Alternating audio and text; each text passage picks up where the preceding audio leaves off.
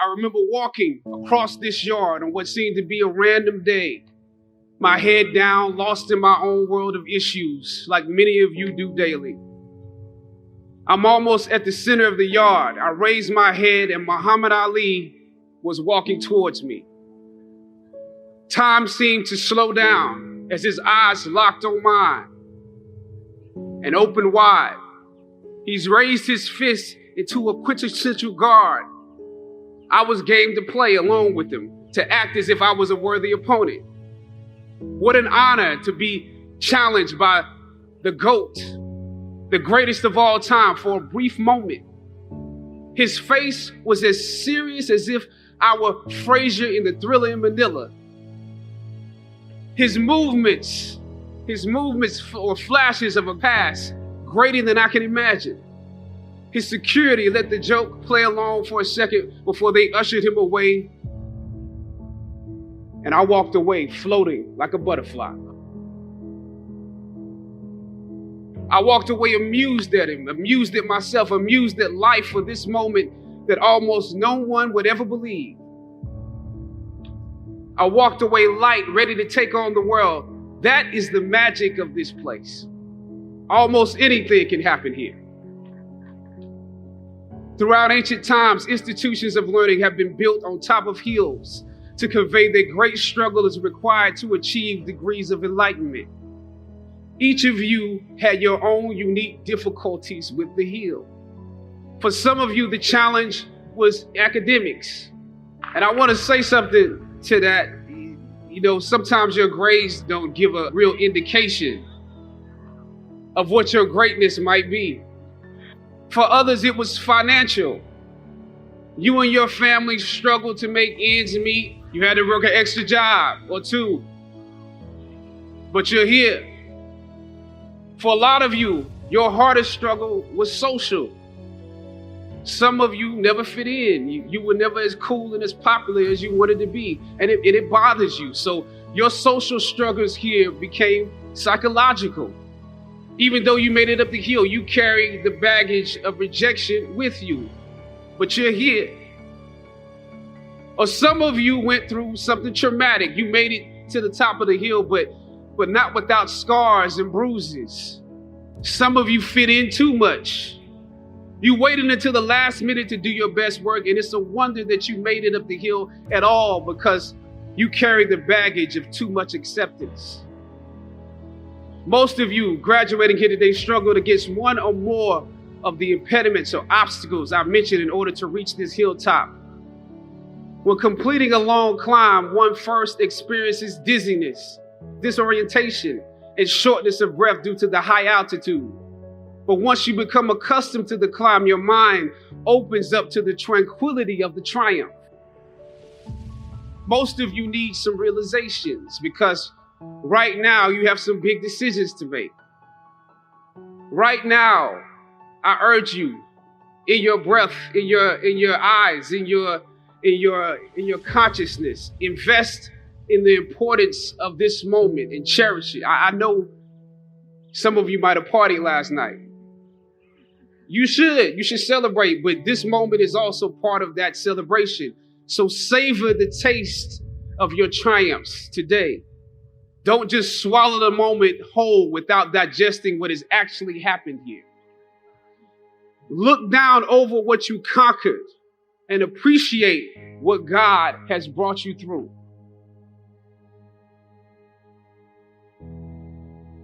I was on a roll when I entered the system of entertainment, theater, television, and film. In my first New York audition for a professional play, I landed the lead role. From that play, I got my first agent. From that agent, I got an on-screen audition. It was a soap opera. It wasn't Third Watch. It was a soap opera on a major network. I scored that role too. I felt like Mike Tyson when he first came on the scene, knocking out opponents in the first round.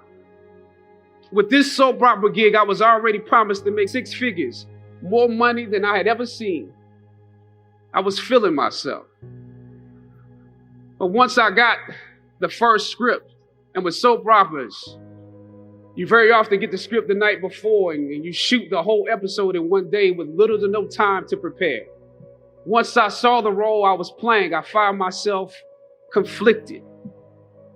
The role wasn't necessarily stereotypical.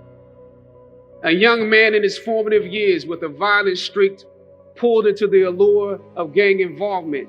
That's somebody's real story. Never judge the characters you play. That's what we were always taught. That's the first rule of acting. And any role played honestly can be empowering. But I was conflicted because this role seemed to be wrapped up in assumptions about us as Black folk. The writing failed to search for specificity.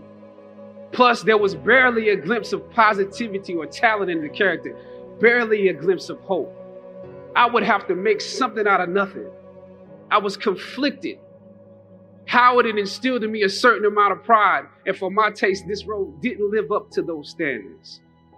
It was just my luck that after filming the first 2 episodes, execs of the show called me into their offices and told me how happy they were with my performance. They wanted me to be around for a long time. They said, if there was anything that I needed, just let them know. That was my opening. I decided to ask them some simple questions about the background of my character, questions that I felt were pertinent to the plot. Question number 1, where's my father? The exec answered, well, he left when you were younger. Of course. Okay. Question number 2. In this script, it alluded to my mother not being equipped to operate as a good parent. So why exactly would my little brother and I have to go into foster care? Matter of factly, he answered, well, of course, she's on heroin. That could be real, I guess. But I didn't want to assume that's what it was. If we're around here assuming that the Black characters in the show are criminals on drugs and deadbeat parents, then that would probably be stereotypical, wouldn't it? That word stereotypical lingered.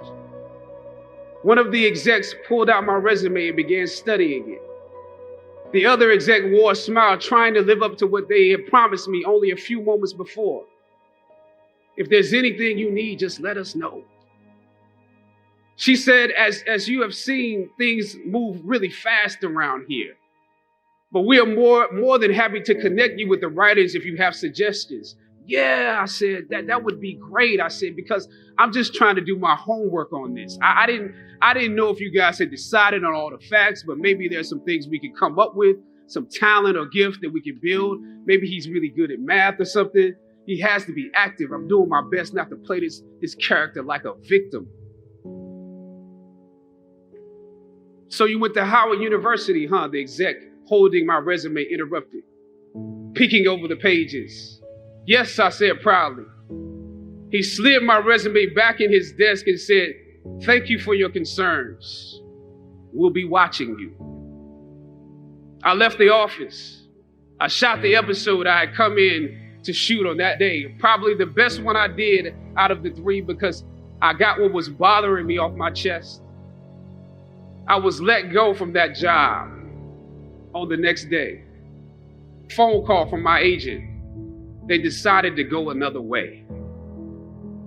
The questions that I asked set the producers on guard and perhaps paved the way for a less stereotypical portrayal for the Black actor that stepped into the role after me. As the scripture says, I planted the seed and Apollos watered it. But God kept growing. God kept it growing. Yet and still, when you invest in a seed, watching it grow without you, that is a bitter pill to swallow. A bitter pill. Anybody that's ever been fired knows what I'm talking about. Even if you really don't want the job, when they let you go, it's like any breakup. You act like you don't care. I didn't need that damn job anyway. I didn't need them. But when you have those moments alone, you start to wonder if there was a better way to handle it. And if you could have handled it better, maybe you could help your family. And then before you know it, you're broke. and you find yourself scraping together change just so you can ride the subway so that you can get the next job. And maybe if you could book something else, that would eclipse the feeling of doubt that's building, but it seems like you can't pay them to hire you now.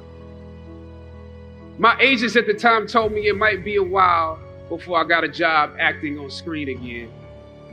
But that was fine because I never wanted to act in the first place. And I definitely didn't want to be caught dead going after a fake Hollywood pipe dream.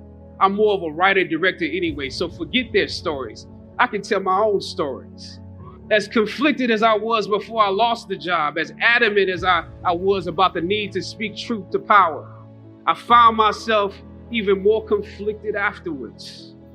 Sometimes you need to get knocked down before you can really figure out what your fight is and how you need to fight it. At some point, my mind reverted back to my experiences here, to the professors that challenged me and struggled against me. Finally, I thought of Ali in the middle of the yard, in his elder years, drawing from his victories and his losses. At that moment, I realized something new about the greatness of Ali and how he carried his crown. I realized that he was transferring something to me on that day. He was transferring the spirit of the fighter to me. Sometimes you need to feel the pain and sting of defeat to activate the real passion and purpose that God predestined inside of you. God says in Jeremiah, I know the plans I have for you. Plans to prosper you and not to harm you. Plans to give you hope and a future. Hear me well on this day. When you have reached the hilltop and you are deciding on next jobs, next steps, careers, further education, you would rather find purpose than a job or a career. Purpose crosses disciplines. Purpose is an essential element of you.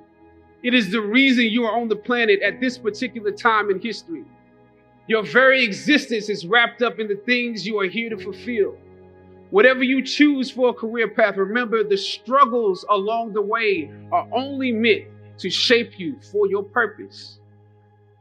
When I dare to challenge the system that would relegate us to victims and stereotypes with no clear historical backgrounds, no hopes or talents, when I questioned that method of portrayal, a different path opened up for me. The path to my destiny. When God has something for you, it doesn't matter who stands against it.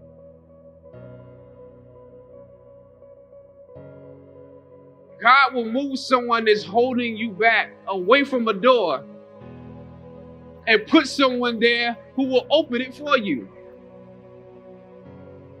If it's meant for you,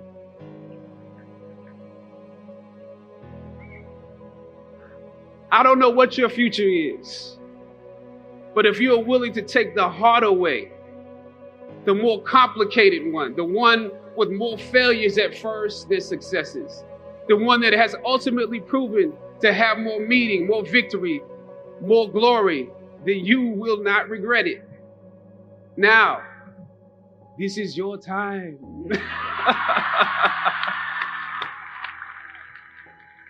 The light of new realization shines on you today.